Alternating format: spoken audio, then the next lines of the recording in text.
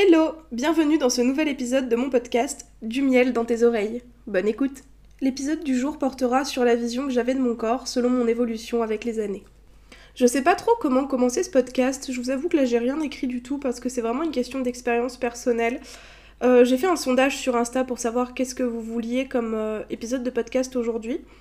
Et c'est ce qui est le plus ressorti, donc voilà, c'est la vision de mon corps selon mon évolution. On me demande régulièrement si j'ai toujours été grosse. La réponse c'est oui et non. J'ai toujours été un peu au-dessus des courbes, j'étais un gros bébé. Quand on regarde mon carnet de santé, j'ai jamais été dans la courbe de poids. Mais j'étais pas grosse avant une certaine époque, je pense. Mais encore une fois, ça ramène au premier épisode que j'avais fait sur qu'est-ce que c'est être gros. C'est-à-dire qu'à cette époque-là, je me considérais vraiment comme grosse et tout le monde me considérait comme grosse, alors qu'avec le recul, je l'étais pas forcément. Mais en tout cas, j'ai toujours eu un rapport à mon corps pas compliqué, mais existant. Je pense qu'il y a des gens, peut-être en étant enfant, qui n'avaient pas vraiment de rapport à leur corps et pour qui c'était pas vraiment un sujet. Par exemple, je vois mon copain, il se posait pas la question de savoir s'il était beau, s'il était grand, s'il était musclé ou quoi que ce soit quand il était jeune, tu vois. Et je pense que c'est quelque chose vraiment qui incombe aux filles, aux jeunes filles dans notre société à cause du patriarcat, c'est-à-dire que je ne connais aucune femme qui ait été indifférente à son corps, même depuis la petite enfance. Alors peut-être que ça existe, mais que je les connais tout simplement pas. C'est-à-dire que d'aussi loin que je me souvienne, mon corps a toujours été un sujet, mon apparence a toujours été un sujet. Il a toujours été question justement de cette courbe de poids qui était un peu trop élevée quand j'allais chez le médecin en étant enfant. Évidemment, j'avais des autres enfants autour de moi, que ce soit mes sœurs, voilà, la famille, les amis, les gens de l'école, etc. Mais je sais pas à partir de quand mon corps est devenu problématique, entre guillemets. Je pense que en primaire, je le savais déjà parce que quelque chose de très marquant, c'est que je me souviens que j'étais pas catégorisée comme une fille belle en primaire. Euh, et je me souviens qu'à une rentrée, je crois que c'était ma rentrée de CM2, je sais plus dans quel contexte, mais en gros, il y avait des mecs de ma classe qui me faisaient chier, entre guillemets. Et je sais pas me souvenir de pourquoi j'ai eu cette réflexion-là et cette réponse à cette pseudo-agression, parce que c'était juste des mecs qui m'embêtaient. Et en fait, pour pas qu'ils m'embêtent, dès le premier jour de classe, j'ai menacé ces gars-là. Je leur ai dit, si vous m'emmerdez, je vous embrasse de force. Et je savais qu'en fait, ma meilleure arme à l'époque pour ne pas me faire emmerder, c'était que j'étais moche. Et, euh, et je sais pas comment j'en étais venue là, mais il y a plein de petites anecdotes comme ça qui m'ont fait comprendre que mon corps n'était pas forcément ce qu'il devrait être et ce qu'il aurait dû être. Bon, j'avais pas de copains à l'époque, en primaire, voilà. Après, j'ai jamais été particulièrement harcelée sur mon physique, comme on le disait dans les dans les épisodes précédents. Mais il y a plein de petites anecdotes comme ça qui ont forgé, je pense, mon caractère et mon rapport au corps. Après, je pense que ça a vraiment changé quand on a déménagé, parce qu'il faut savoir que j'habitais à Dijon jusqu'en 2013, et ensuite on a déménagé à Metz avec ma mère et mes sœurs. Et donc à cette époque-là, j'étais la fille un peu grosse, mais ça allait. Quand j'étais en sixième, j'avais un rapport à mon corps qui était très compliqué parce que, comme je l'avais dit précédemment dans un autre podcast que vous pouvez écouter, euh, j'étais pas la fille belle, mais j'étais la fille qui était déjà formée. Donc c'est-à-dire que je me souviens de moi au collège qui ne cherchait la validation masculine que par mes attributs féminins. C'est-à-dire que on faisait des concours avec des filles de ma classe. Je me souviens de deux filles de ma classe notamment qui en étaient un peu au même stade que moi en sixième ou en cinquième. On était les trois filles de la classe à avoir le plus de poitrine. Et en fait, on faisait des concours de qui avait la plus grosse poitrine. Et moi, j'allais en cours avec des tops hyper courts, hyper moulants, hyper décolletés, parce que je n'avais que ça en fait. Je n'étais qu'une paire de seins pour espérer obtenir l'attention des mecs de ma classe et des mecs dont j'étais potentiellement en crush. Et c'était, avec du recul, c'était assez catastrophique. Ça m'a pas plus marqué que ça m'a pas plus fait du mal que ça, mais j'ai eu ce rapport à l'hypersexualisation très tôt. C'est-à-dire que j'ai compris, ouais, à peine entrée au collège, que la seule chose que j'avais pour potentiellement plaire aux mecs et donc potentiellement être populaire, parce que bien sûr pour être populaire à cette époque-là il fallait attirer les mecs, la seule chose que j'avais c'était une paire de seins quoi. Et je pense que ça a vachement participé à ma construction plus tard, parce que forcément j'étais que ça quoi. Et je me souviens pas que je détestais particulièrement mon corps ou que j'avais particulièrement de complexes.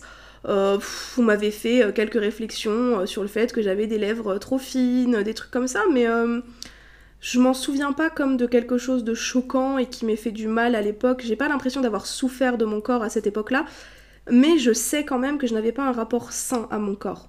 Donc c'était pas encore trop creusé. En termes de style vestimentaire, je me cherchais vachement parce que je m'appuyais vachement sur ma grande sœur, comme beaucoup d'enfants de mon âge je pense. Et en fait, ma grande sœur avait un style un peu alternatif à une époque. Et du coup, je voulais aussi avoir un style alternatif. Donc j'ai eu une période où j'étais pseudo-punk ou gothique ou je sais pas trop quoi. J'ai des photos de moi, mais les gars, on dirait que j'ai 8 ans et demi. Et je porte des espèces de mitaines claires, noires et rouges, avec des petits pics, des trucs comme ça. Je crois que j'étais sur des groupes Facebook de gothique ou des délires comme ça n'avait absolument aucun sens. Mais j'étais dans cette recherche de style. Alors après, peut-être que j'avais juste un style alternatif de base et que je savais pas comment l'exprimer, parce que j'ai bien remarqué que cette expression de mon style est restée très longtemps. Ça a duré longtemps pour moi, cette période où il fallait que j'ai un style un peu différent des autres, et je sais pas forcément l'expliquer. Quand j'étais au collège, je m'habillais pas du tout comme les autres filles. Est-ce que c'était parce que j'étais plus grosse qu'elles et donc j'en avais pas l'occasion? Est-ce que c'était parce que j'avais absolument ce besoin de rejeter la mode? J'en sais rien. Parce que justement, j'étais pas comme les autres filles, donc il fallait pas que j'ai le même style que les autres filles. Honnêtement, j'en sais rien. Là, je fais les recherches en même temps, enfin les recherches dans ma tête en même temps que je m'enregistre. Mais c'était c'était assez particulier cette époque-là. Alors j'avais quand même je voulais quand même succomber à certaines modes, hein, notamment la mode du sac Longchamp, le fameux, que j'ai fini par avoir, je crois, pour mes 13 ans. Mon père me l'a acheté pour mon anniversaire. Comment j'étais contente. Ah, mon sac Longchamp, vraiment, j'étais trop contente. Mais j'ai toujours eu un style un peu alternatif, entre guillemets, dans le sens où je suis jamais rentrée dans les codes de la mode de l'époque. Quand bien même j'aurais voulu le faire. Je me souviens de ma rentrée en 6ème, j'étais assise à côté d'une fille en classe, et elle avait les cheveux hyper longs. Et tu sais... Elle avait des cheveux où quand elle passait la main dedans, tu sais, elle dérangeait sa raie et elle mettait tous ses cheveux d'un côté et tout. Oh, j'étais fan de ses cheveux. Vraiment, je me vois encore sur ma chaise, là, en train de me dire, mais putain, je veux la même coupe de cheveux qu'elle. Parce que ça, c'est pareil, genre, j'avais pas le choix de ma coupe de cheveux à l'époque. Comme beaucoup d'enfants, je pense.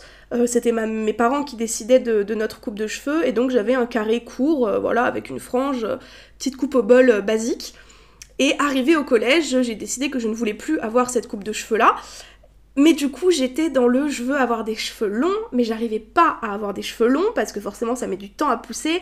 J'avais les cheveux extrêmement épais à l'époque, donc j'avais pas le même résultat que sur les filles qui avaient les cheveux lisses et fins. J'ai tenté la frange, mais ça a été une catastrophe. Mais alors vraiment la frange, plus jamais de la vie la frange. Faut que je vous retrouve la photo. On m'appelait la moule.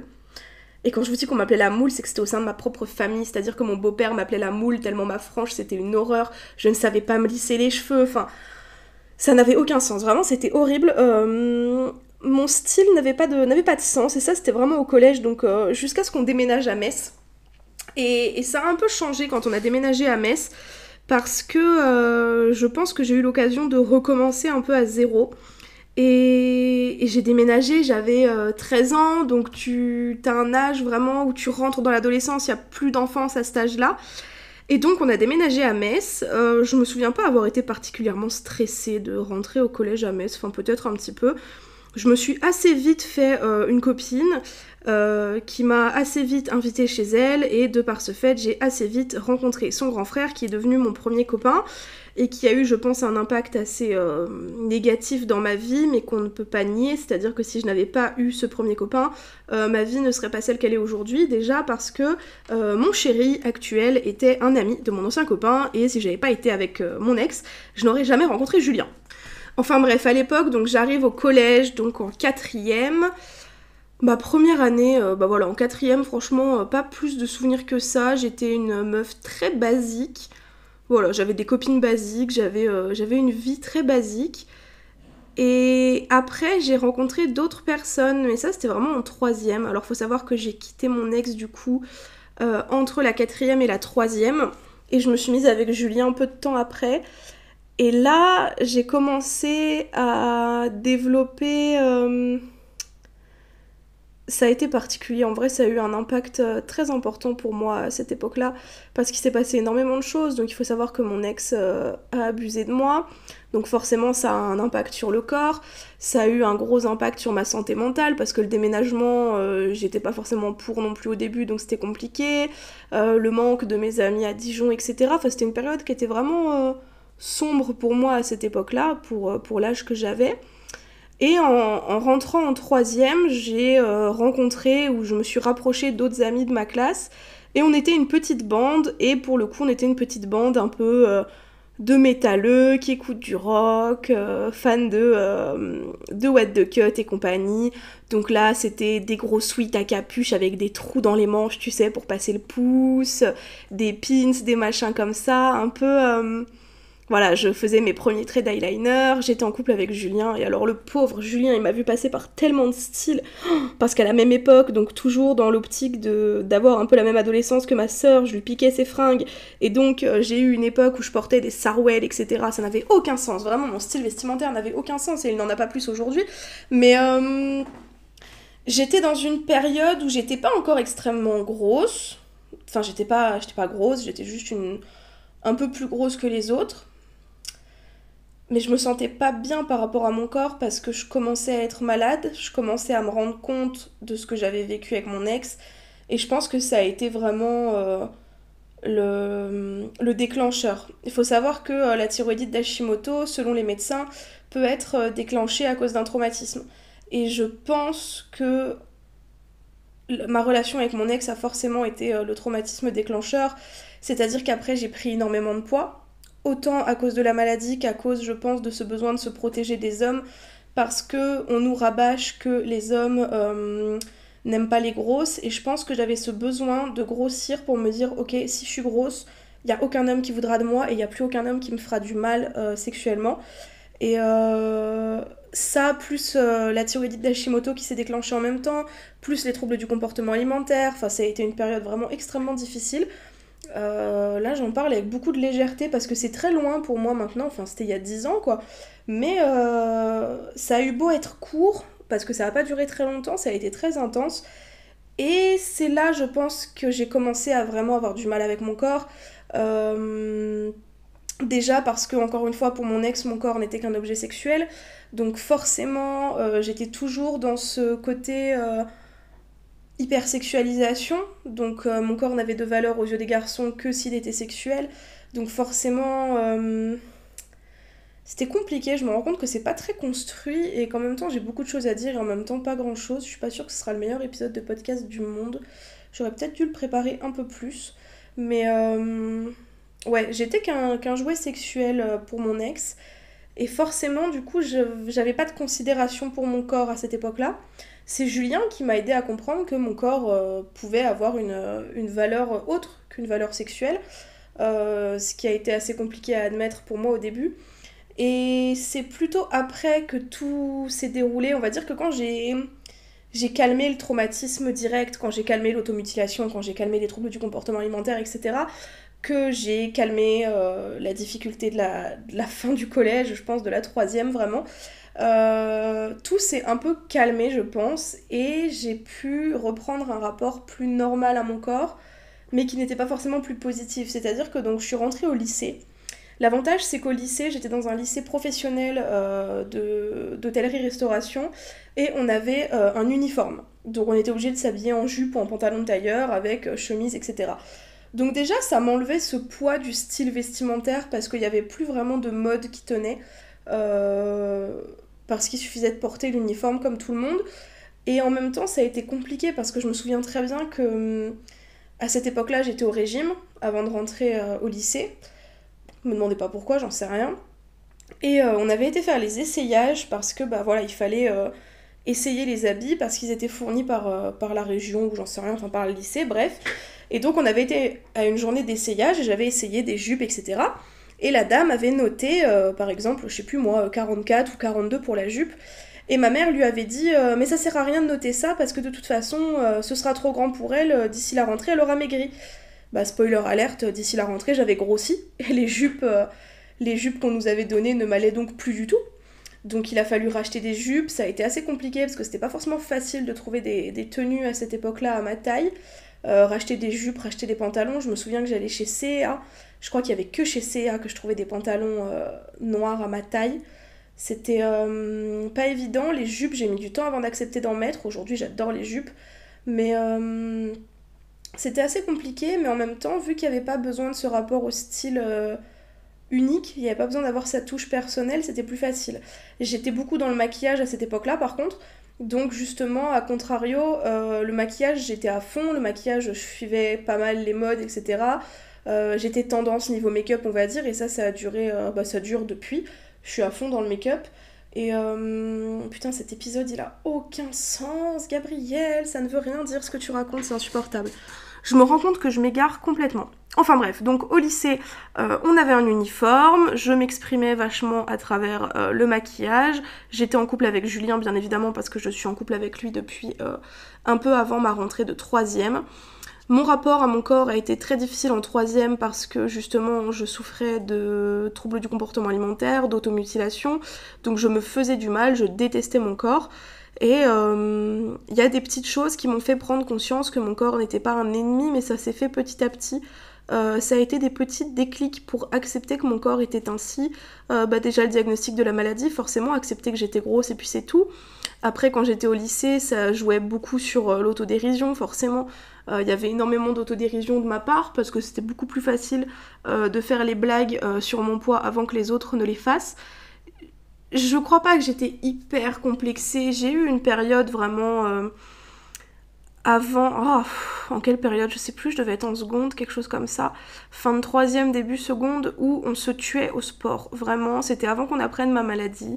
J'en avais partagé des extraits l'autre jour sur Instagram parce que j'ai retrouvé mon compte Insta de l'époque. J'avais créé un compte Instagram, c'était couple fitness, un truc comme ça. Et en gros, on allait à la salle de sport avec mon chéri, on mangeait tout comme il fallait, tu sais, je faisais des belles assiettes healthy et tout, je prenais mes mesures, je faisais, mais je sais pas, 7 à 10 heures de sport par semaine minimum à la salle de sport. Et je continuais à prendre du poids, et quand je lisais les publications, quand je les ai lus là récemment, ça m'a brisé le cœur. Je me disais mais putain, j'étais en train de me tuer, enfin vraiment de me faire du mal pour rien, parce que ça n'avait absolument aucun impact. Et c'était très très compliqué pour moi à cette époque-là, mais je pense que j'ai vraiment passé sous silence cette période, je l'avais oubliée. Je m'en suis rendu compte quand je suis retombée sur le compte Instagram, mais j'avais complètement zappé cette période-là. Mais j'étais en souffrance et en détresse totale vis-à-vis de mon corps qui ne voulait pas perdre du poids malgré le sport, malgré l'alimentation, etc. Et donc j'ai eu cette période où je me tuais au sport, et après on a voulu changer de salle de sport, et c'était pendant les vacances, pendant mon stage, donc j'étais déjà en seconde ou en première, on a voulu changer de salle de sport, et en fait on a été dans une salle de sport qui était en redressement judiciaire, mais on ne le savait pas. C'est-à-dire que ils ont pris nos chèques alors que ils savaient très bien que la salle allait fermer genre la semaine d'après quoi. Donc on n'a jamais pu aller à cette salle de sport, et Julien lui il avait mis tout ce qu'il avait parce que sa sœur lui avait offert 200 € je crois s'il avait le bac avec mention, un truc comme ça. Et du coup il avait eu ces 200 € là pour son bac, et il avait fait le chèque de 200 € pour la salle de sport, sauf qu'ils l'ont pas remboursé. Et moi ma mère avait fait opposition au chèque assez rapidement, ou alors c'était un virement, je ne sais plus. Mais le fait est que il avait mis tous ses sous pour la salle de sport là-dedans, et qu'après on n'avait plus de sous pour la salle de sport. Donc on a arrêté la salle de sport un peu comme ça par dépit. On n'a pas repris après parce que ça nous a grave saoulé, puis de toute façon on n'avait pas les sous, donc on faisait du sport un peu à la maison et tout. Il y a eu une période où il y a un coach sportif qui est venu à la maison, mon dieu quelle horreur, il était insupportable. Après il y a eu la période où je suis tombée malade, et donc forcément j'étais suivie par une endocrinologue qui me faisait un régime que je suivais à la lettre, je pesais tous les aliments, etc. Et en fait je me rends compte que j'étais dans une phase hyper importante de ma construction, c'est-à-dire que j'avais 14, 15, 16 piges peut-être, et j'étais dans une phase hyper importante de ma construction en tant que jeune femme, et toute ma vie ne tournait qu'autour de la perte de poids. C'était il faut perdre du poids, il faut manger ceci, il faut faire du sport, il faut perdre du poids, il faut perdre du poids, il faut perdre du poids, et c'était hyper compliqué. Genre c'était vraiment difficile, d'autant plus qu'il n'y avait pas de résultat. Et, et après c'est passé difficilement, mais c'est passé. Quand j'ai commencé à travailler, parce que de toute façon on a arrêté la salle de sport, et puis après au lycée je mangeais à la cantine, donc j'avais pas le choix de manger ce qui était servi, et puis de toute façon je pouvais pas me faire vomir parce que j'étais à la cantine, enfin c'était plein de petits trucs qui ont fait que je suis sortie assez rapidement de cette phase-là, entre guillemets, mais ça a été quand même hyper destructeur, parce que comme dit précédemment, ça a été hyper intense d'un coup en fait. Et voilà. Et après, je suis rentrée dans le monde du travail, donc j'ai commencé à travailler. Pendant ce temps-là, je continue à prendre du poids, hein, évidemment. J'ai eu quelques expériences négatives au travail, enfin, pas négatives, mais des petits trucs qui te font bien comprendre que toi, t'es pas aussi belle que les autres, que machin, que toi, t'es grosse, que bidule. Enfin, je me souviens de mon stage, j'étais en mention complémentaire sommellerie, donc c'était un an post-bac, donc j'avais déjà 18 ans. Et le chef sommelier, il vient me voir et il me dit: oui, Gabrielle, en plus on avait acheté un beau costume exprès, parce que j'étais en stage dans un resto étoilé et tout, donc on m'avait acheté un costume, un beau tailleur et tout, franchement grave pépite. Et, le chef qui vient me voir, qui me dit: écoute, il faudrait que tu mettes un tablier parce que tu dénotes avec le style de l'établissement. Parce qu'en fait, j'étais trop grosse par rapport aux autres serveurs, aux autres sommeliers, etc. Et ça faisait pas beau, ça faisait pas une belle pub. Parce que bah ouais, j'avais un gros ventre, j'avais de la poitrine, etc.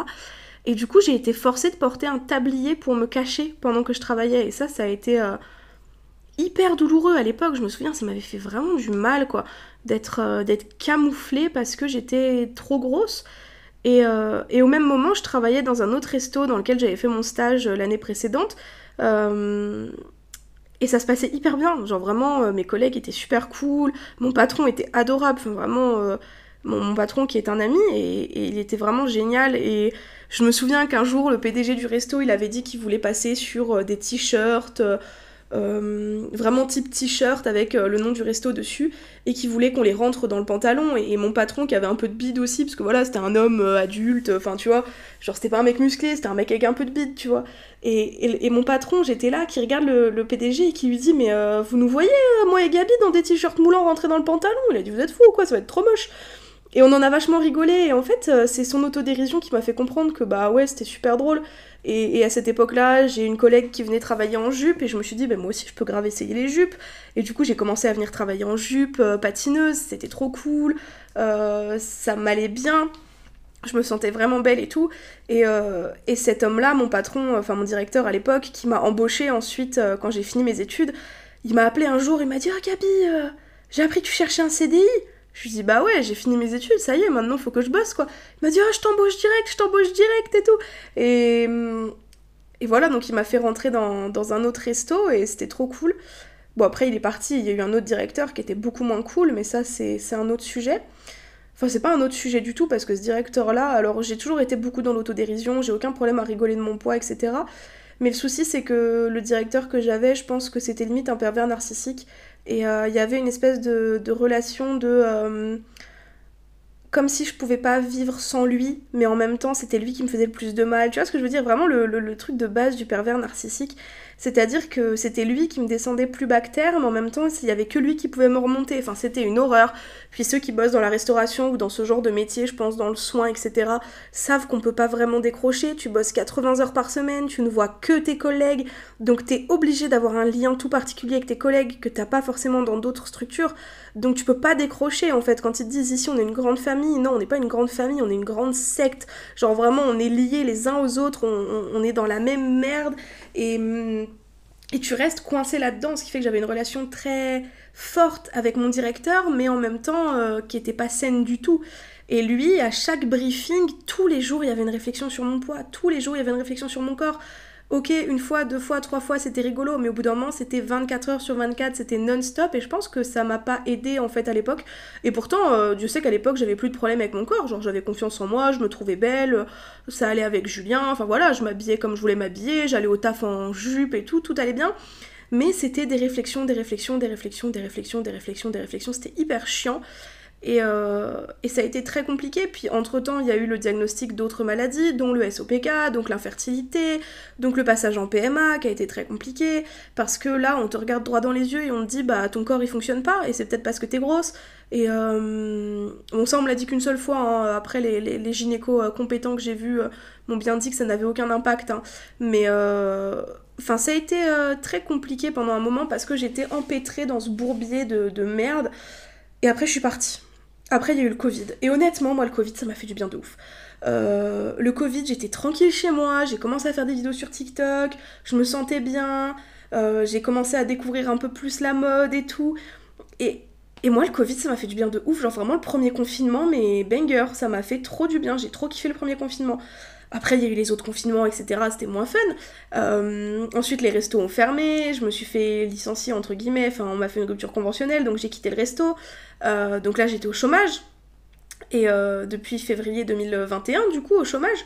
Et d'ailleurs, je viens seulement de finir mon chômage, là, le mois dernier. J'ai eu mon dernier virement du chômage. Ça y est, je ne suis officiellement plus chômeuse. Mais ouais, ça a été un gros Big Bang, ça a tout envoyé péter. Il y a eu la relation avec Julien qui a un peu foutu le bordel pendant quelques semaines, on s'est séparés. La PMA, on a mis stop parce que ça n'allait pas. Le resto qui m'a tège. Moi, je commençais les réseaux sociaux un petit peu en parallèle. Enfin, il y a eu énormément de choses. Et en fait, j'étais suivie par une psy à l'époque qui m'a énormément aidée et qui m'a aidée à me défaire de plein de petites pensées parasites et petits trucs qui faisaient chier, qui me faisaient croire que j'étais pas bien dans mon corps, etc. etc. Et en fait, j'ai calmé beaucoup de choses grâce à ma psy, hein, parce qu'il y a plein de petites réflexions que tu prends à la maison, que tu prends au travail, que tu prends avec les collègues, les amis, etc. etc. Que j'ai pu déconstruire et avec lesquelles j'ai pu avancer plus sereinement.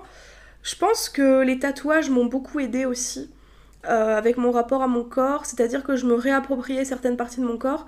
Le premier tatouage que j'ai fait à la jambe, pour moi, c'était clairement...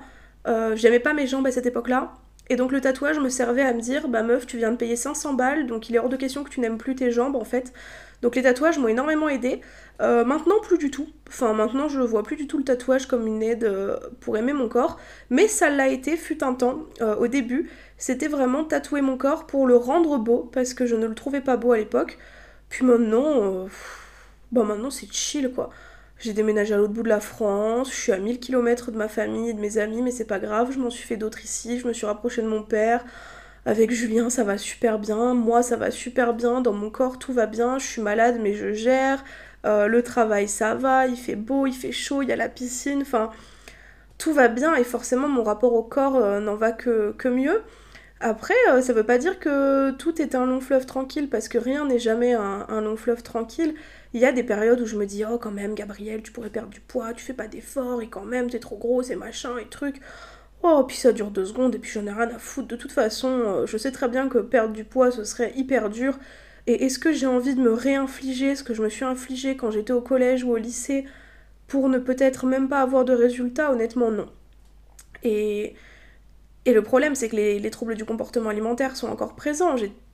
Quand j'ai souffert des troubles du comportement alimentaire, ça a été tellement intense et tellement fort d'un coup que ça laisse forcément des séquelles. Et ça, je vous en parlerai, je ferai un épisode exprès là-dessus. Mais mon rapport au corps, il a toujours été extrêmement changeant et en même temps très important et très détaché.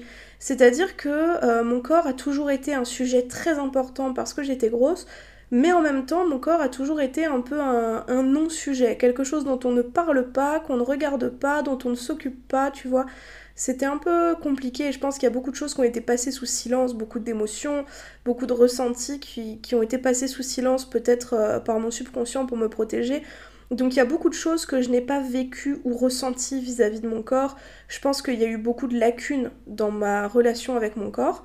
Aujourd'hui ça va beaucoup mieux, mais il y a encore des choses que je réapprends en fait vis-à-vis de mon corps, encore une fois, vis-à-vis des maladies, vis-à-vis des traumatismes, vis-à-vis du passé, de l'histoire que j'ai vécue. Et ouais, je m'attendais pas à raconter ça en fait, je pensais que ça allait être beaucoup plus facile que ça à faire comme épisode, mais je me rends compte que j'ai pas grand chose à dire, parce qu'en fait j'ai pas vécu grand chose vis-à-vis de mon corps. Comme je disais, c'est un non-sujet, donc je me souviens de certaines choses, je peux te dire que j'ai souffert de mon corps à telle et telle époque, qu'à telle et telle époque j'ai réussi à reprendre confiance en moi, à accepter que mon corps était beau, etc. Mais en même temps, bah j'ai pas l'impression d'avoir énormément souffert d'avoir été grosse. Alors oui, il y a des périodes où j'étais un peu plus complexée que d'autres, des périodes où j'ai beaucoup souffert, mais c'était surtout mon rapport à l'alimentation et au sport qui était douloureuse. Pas mon corps en lui-même. C'est des mythos, c'est pas vrai, Gabriel, tu te dessinais des points. Je me dessinais tu sais, des pointillés sur le corps. Crary, on allait découper au ciseau tout ce qui dépasse et tout. Mais en fait, c'est des trucs que j'ai totalement oubliés. C'est des trucs que j'ai totalement passés sous silence. Enfin là, ça vient de me revenir. J'écrivais énormément quand j'étais jeune, des poèmes, des textes, etc. Et je sais que mon corps était quand même un sujet, mais je m'en souviens plus en fait. J'ai complètement passé sous silence toute cette période de ma vie parce que ça n'a plus d'importance aujourd'hui. Je me suis reconstruite indépendamment de tout ça. Et cet épisode est beaucoup trop long pour pas grand chose, donc j'espère que ça aura été intéressant quand même. Je sais pas trop quoi vous dire. Je sais pas trop comment conclure, je sais pas trop si cet épisode va être intéressant ou pas. J'en sais rien, je sais pas si je vais le publier. Mais ouais, mon rapport à mon corps, selon mon évolution, ça a été quelque chose de très changeant. J'ai pas toujours haï mon corps, j'ai pas toujours aimé mon corps, ça a été fluctuant. Il y a eu des périodes où j'en voulais énormément à mon corps vis-à-vis de la maladie, ça par contre c'est quelque chose que je peux pas enlever. J'ai beaucoup eu de colère et de rancune envers mon corps parce que je lui en voulais d'être malade et de pas être capable de faire ce qu'un corps est censé faire. Et je pense que ça n'aide pas non plus forcément, hein. Quand tu en veux à ton corps, indirectement ça lui fait du mal. Je me suis fait du mal physiquement à mon corps, donc ouais, j'ai longtemps eu un rapport très compliqué avec mon corps. Et en fait, aujourd'hui, il n'y a plus de... Il y a plus de soucis. Aujourd'hui, mon corps, c'est mon corps. Voilà. Genre, c'est plus quelque chose que je passe sous silence, donc je n'oublie pas mon corps, mais c'est plus non plus quelque chose qui m'embête. Bah, mon corps, il est gros, et puis c'est tout. C'est comme si je te disais, oh là là, mais comment tu vis la relation de ton corps, enfin de toi-même avec tes yeux qui sont bleus et tout. C'est plus un sujet. Mon corps il est gros, mon corps il est gros, mon corps il est malade, mon corps il est malade. C'est comme ça, je m'en fous en fait. Mon corps c'est mon véhicule, j'en changerai pas. Quand bien même j'en change, bah je m'en fous. Et je suis tellement plus heureuse aujourd'hui en pesant presque 130 kilos qu'à l'époque où j'en pesais que 60. Et j'ai eu tellement de traumatismes à l'époque où j'étais, enfin au collège ou au début du lycée. J'ai tellement de traumatismes qui sont liés à mon corps de quand il n'était pas encore gros que très honnêtement, moi j'ai pas envie de maigrir. J'ai pas envie de reprendre le corps que j'avais à l'époque. Demain, tu me dis, Gabriel, tu perds 20 kilos. Ouais, ok, c'est cool, tu vois, ce sera plus facile pour s'habiller, je dis pas, hein. Mais revenir à 60 kilos, jamais de la vie. Et ça, c'est quelque chose que les gens ne croient pas. Très régulièrement, on me dit, mais comment c'est possible? Tu mens, tout le monde voudrait être mince et tout. Mais très honnêtement, non. J'étais pas heureuse quand j'étais mince, j'étais vraiment malheureuse quand j'étais mince. Et je me préfère heureuse et grosse que malheureuse et mince. Et peut-être que je pourrais être heureuse et mince, mais j'ai jamais expérimenté et j'ai la flemme de tenter le coup, tu vois. Je pense que c'est un pari qui est trop risqué. J'ai pas envie de tester. Donc en attendant, je suis grosse, je suis heureuse, je suis avec mon chéri, je suis avec ma famille, je suis avec mes amis. Et tout va bien en fait, tout va bien ainsi. Et mon corps m'accompagne dans ce chemin et il continuera à m'accompagner de toute façon bah, jusqu'à ce que je meure et ce sera cool comme ça. Je sais pas si ça a été très intéressant comme podcast, très honnêtement. J'ai beaucoup parlé, mais est-ce que j'ai dit des choses intéressantes? Je ne pense pas. Voilà, c'était ma vision de mon corps selon mon évolution. C'était très fluctuant, je me répète. Et je vais arrêter là avant de trop me répéter. Si t'as des questions, comme d'habitude, n'hésite pas à m'envoyer un message, etc. Je suis pas sûre que cet épisode ait été très intéressant. Je me répète décidément beaucoup. Mais c'est pas grave. Du coup, je vais vous laisser. N'hésite pas à m'envoyer un message pour en parler si t'as des questions, etc. Et si j'ai oublié d'aborder certaines choses ou que vous voulez que j'aborde plus précisément des sujets que j'ai abordés dans le podcast aujourd'hui, n'hésite pas à me le dire. Parce qu'il y a peut-être des sujets que vous aimeriez que je creuse plus profondément sur ce que je vous ai raconté, sur mon passé, sur mon histoire et sur mon vécu. En attendant, je te remercie d'avoir écouté ce nouvel épisode de mon podcast Du miel dans tes oreilles. N'hésite pas à me donner ton avis, à suivre et à noter le podcast. Je te fais des bisous et je te dis à bientôt pour un nouvel épisode.